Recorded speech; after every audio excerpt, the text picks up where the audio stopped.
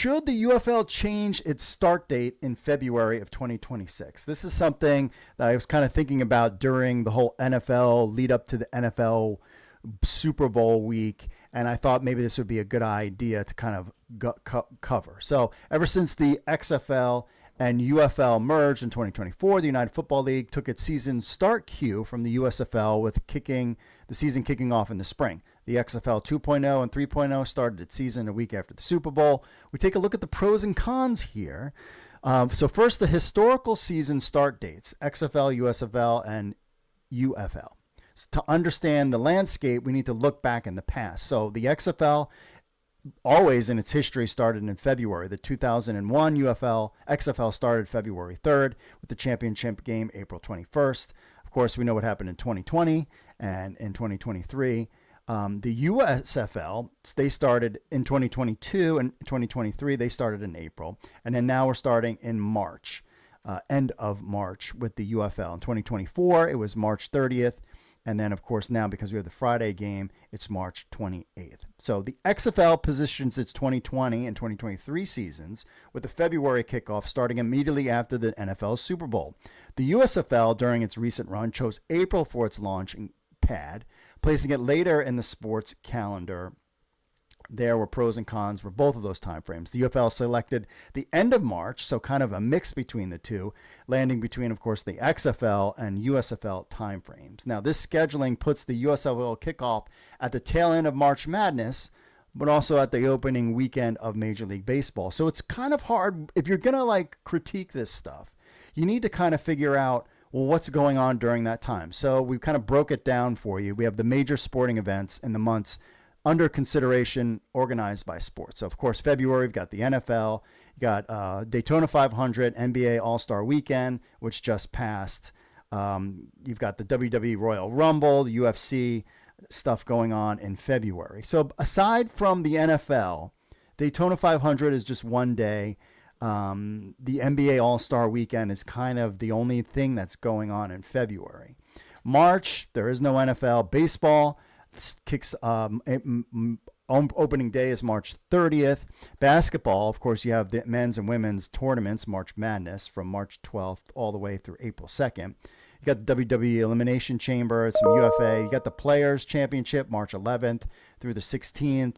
NASCAR has got some events. There you go. That's kind of what's going on in March. Now, remember what we're talking about is the season is starting at the end of March. In April, you've got the NFL Draft, which I really think they could play around with that. Baseball, you got regular season. You've got the beginning of April. You got the men's and women's NCAA championship games, which isn't too bad because there's only just one game. On April 15th, you got the NBA playoffs. You've got WrestleMania, April 19th and the 20th. You've got the Masters, April 6th. And then you've got some Food City and NHL playoffs and the Masters. We talked about that. Then in June, of course, you got Major League Baseball, the NBA Finals, the NBA Draft. Nothing really going on in June. You got the U.S. Open, June 15th through the 18th.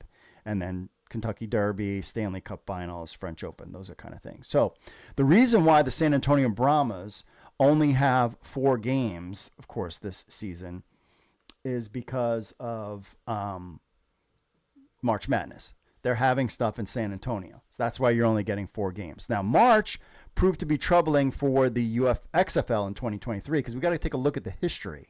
So March kind of hurt during those games in March. They tried to move it all. Remember those weird games, and it was like the having games on, at like 1 o'clock that didn't finish till 1 o'clock in the morning in Seattle. So March proved to be troubling, which saw a dip in the ratings. The XFL executives burying games in little watched cable channels, but the XFL did have something, momentum in a post-Super Bowl landscape. So let's look at the pros and cons of starting in February, which I like the warm weather, but I kind of think they should start in February. So NFL fans, of course, are craving to watch something. Put UFL games on Friday, Saturday, and Sunday after the Pro Bowl, the little flag football game. Who cares about that? This year's game is on Sunday was at Sunday at 3 p.m. Eastern on ESPN. You could have had a game Friday, you could have had 2 games Saturday, and you could have had 1 game Sunday.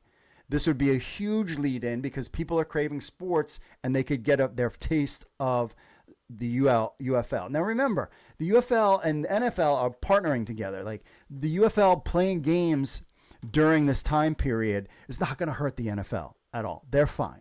Then after you have those games, you have the big media blitz, the Super Bowl week, the time leading up to the Super Bowl, huge media stuff. Oliver Luck did that well in the past. I know Moose Johnson, I think he had the record. He was on all sorts of stuff. So kudos to him for being on different, media things, talking about the UFL. But having that on each week, during that week, to be able to kind of drum up the UFL, I think would be a really good thing. Super Bowl weekend, you have one game on Friday and 3 games on Saturday, or even an early game on Sunday, cashing in on the hype around the most watched television show of the year. So you're building everything around that. That would be huge. You can even do games like depending on where it is, then allow fans to stay in the stadium to watch the Super Bowl. You know what I mean? You could play around with that and it would be really good. Now, Daytona 500 is the next week on Fox, which could be another good lead-in, giving the league 3 good weekends in a row to kickstart the season. Now, for the UFL players, it is why most of them are in the league in the first place, which is getting to the NFL, getting an NFL camp invite. NFL training camps typically start between mid to late July. Since the season would finish in May, it gives players plenty of chance to heal up and get ready for training camp and get signed to a team.